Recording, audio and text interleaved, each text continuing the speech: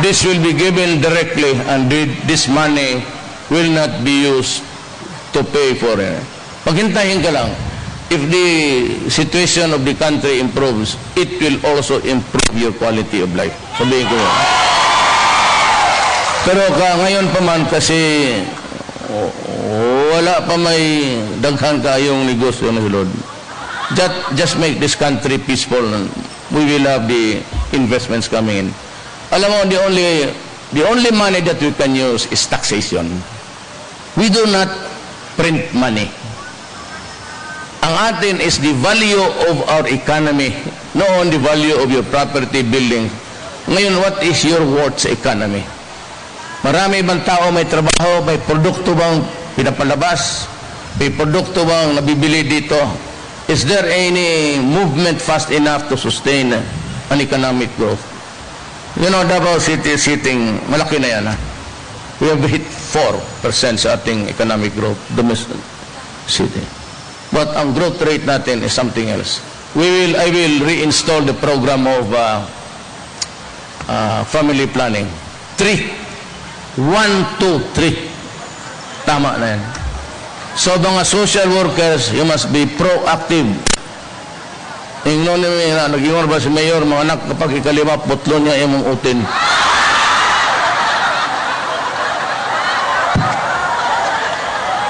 Kasi hindi talaga kaya. About anak ko ito, walang trabaho ang bata, mga nasdal. Sus Marioso. Better shape up.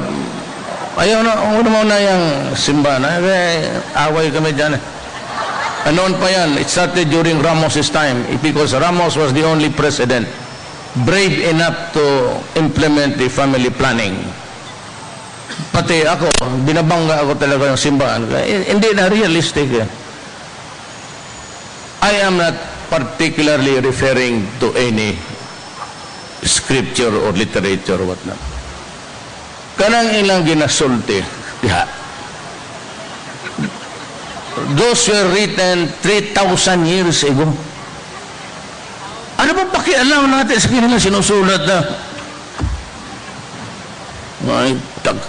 di ba kay Pilay Santo na Katoliko baka Pilay Santo na to 5,000 kapin nakana kadaga na wata kayo ba mga palahubog to mga sugarol to mga yawa to mismo yung San Pedro ka Guardia sa langit gasabong ang buang dulalag manok tarik naman na ito.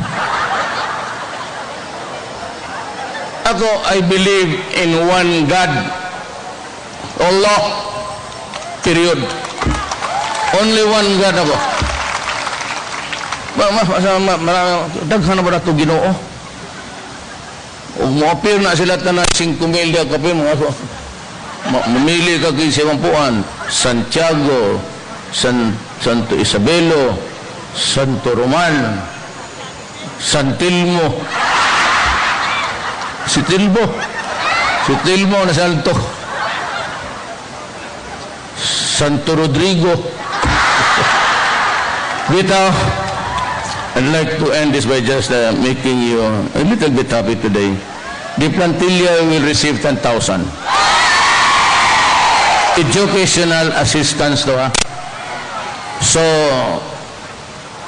kung dili ninyo, kamo ba, chief of office, you determine. Kung kaning mga, totoo, empleyado, palahubog, ayaw yatag, you call the wife. Diyanin na lang. Sa mga lalaki lang. Sa mga lalaki, I'm ordering the treasurer. How's treasurer? Retire na? Okay, say acting. Who's the acting treasurer? O naman daw si Congressman sa Masarate. Kung siya magano. Sorry ha. Kasi alam mo. Tres. Kisabay tres dire. How long? No, nabade si Tuhon ng treasurer. Well, anyway, the second in command listening now. Ang plantilla ihatag sa asawa. Contract of services mo gapon. Your wife, o babae ka, okay lang. Auxiliary personnel, asawa. Bigyan sa asawa. Samot na, PNP. Mga pulis. Tagdo kayo asawa, ano mga yawa? Tunon. Mga kama mo nang masuko ko magparking-parking na sa anang mga bar. Kaya mo na ibuhat na magsisud nga ito magsipanguyab anang mga gwapa niya. Unya, pabuntisan. Kadaghanan na, that's the history of Davao, ha? Kanang mga babae ba nga paanakan lang for the sake of, you know, it's very stupid. Total na may pills diya. Ako naghahatag kong pills, nga libre. Tino na, you can get your pills here. Ambot lang if Mayor Inday will continue with the program. Pati nga kin ligation 5,000. You give the 2,000 to the doctor, 3,000 mo. Ligation. Vasectomy, another 5,000. O ipaputol yung demo, 10,000. Para wala na yung problema. Ako wala naman. Paputol naman ako. So kato nagka-problema ko kang Elizabeth o kang Manilit. Hapit ko buwagi. Nga magsige nagdikit na ako. Tubaho ko dapat si Kadlaw na sa tubangan. Ay, paputol ko na para wala problema. Putol na. Putol ng bisyo. Ayun. PNP personnel wife. The wives, pati sa ang task force Davao. Bungay mo na. Ang task force Davao. Mga pala. Wife. Wife, basta police o sundalo wife. Labi na ng police eh. Tangina pagkagabi maasahin o night duty. Ang batin, magpatol masig 2 Hurot. Wife, must go to the wife. Mahal kong mga kasama sa gobyerno. I would like to thank you for your fidelity, your trust in me, and the brotherly love that you have shown all these years working with me. I appreciate it very much. I would not have succeeded. You know, I was first elected in 1988. I never lost an election hanggang dumating ako pagka-presidente. And I owe it to you because sa labas sabi kasi, tignan mo ang Davao. So without the backing or help of the military and the police and yung kayo, I would not probably succeeded. Just because that nakinig kayo sa akin, we cannot totally erase graft and corruption. But at least dito sa Davao, we were able to correct so many errors along the way. I intend to do that the same for the whole of the country. I will be harsh to the criminals. I will be strict to the wrongdoers. But you'd always find something in me if you are, I said, especially those who are hopeless. Ano pag-asa gid makabot ba? Helpless and defenseless. Yan ang mga durugista. Tinatakot kasi nila. Alam mo, ang sa Maynila kasi, tinatago ko na ngayon yung mga anti-drug. Kasi kung nalaman nila yung police na yan is active in drugs, ilang kuha ang picture ang asawa o dili anak. Asawa naglakaw sa daan na malingke, ihatag sa imo. Kaya yung iba takot. Sabihin ko ngayon sa mga ulol na to, do not do that. Do not do that.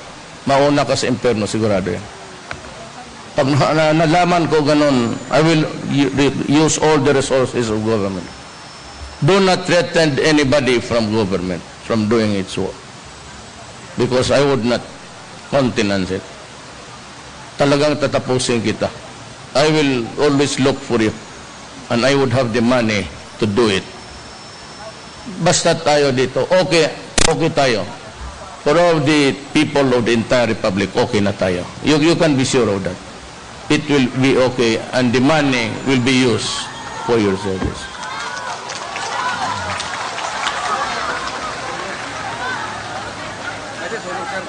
Ha? Nahulog?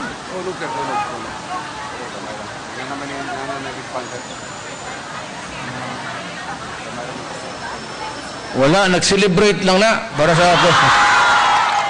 Wala na. Anyway, dito lang ang bantay kaya haron di makabot og City Hall. Padaog ko na muguda. Kagang salamat ninyo ha, mga taga Davao.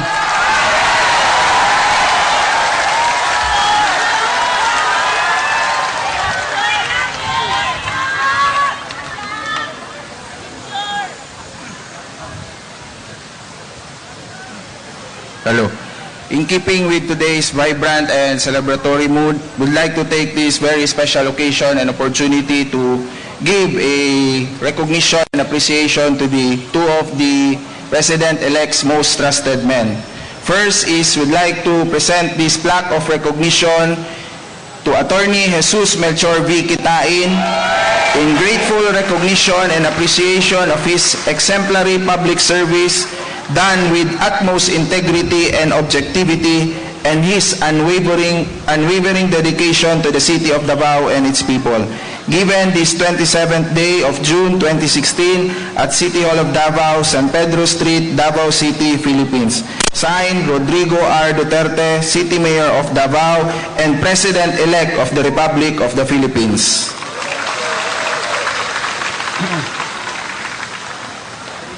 Boy, kasi kami ni Boy nag-abot kami, came from the same school, but he was a year ahead sa San Beda. And from the time that I asked him to help me, he willingly, without hesitation, offered all of his talents at ibinigay sa akin ang serbisyo niya. Boy, salamat ha.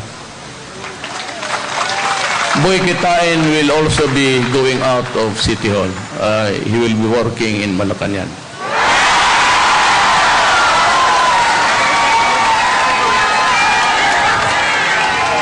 Okay. Congratulations, Attorney. Next is also a plaque of recognition to be given to Christopher Lawrence T. Go, Executive Assistant to the City Mayor, for his commitment to the service of the people of Davao City. Given this 27th day of June 2016 at City Hall of Davao, San Pedro Street, Davao City, Philippines. Signed, Rodrigo R. Duterte, City Mayor of Davao and President-elect of the Republic of the Philippines. Kani si Bong apo ni August Tesoro. Anak-anak Tesoro printing. Si August, mutoy akong kabarkada.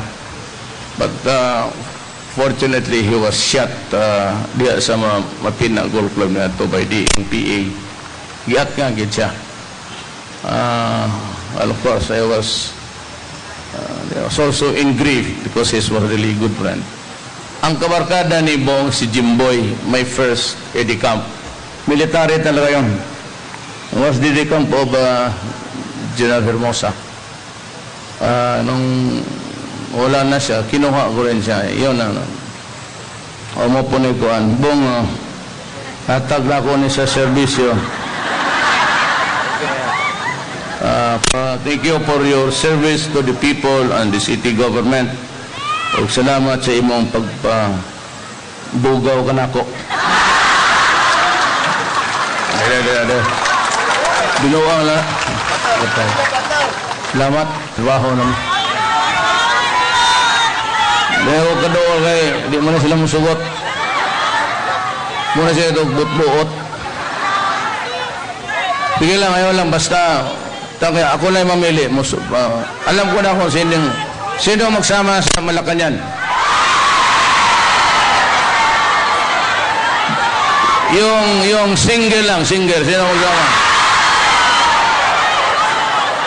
Yung married, pero gustong sumama. Dakang kalawit eh. Salamat. At this point, we would like to ask the department heads and the city councilors for a taking of posterity photos here in front.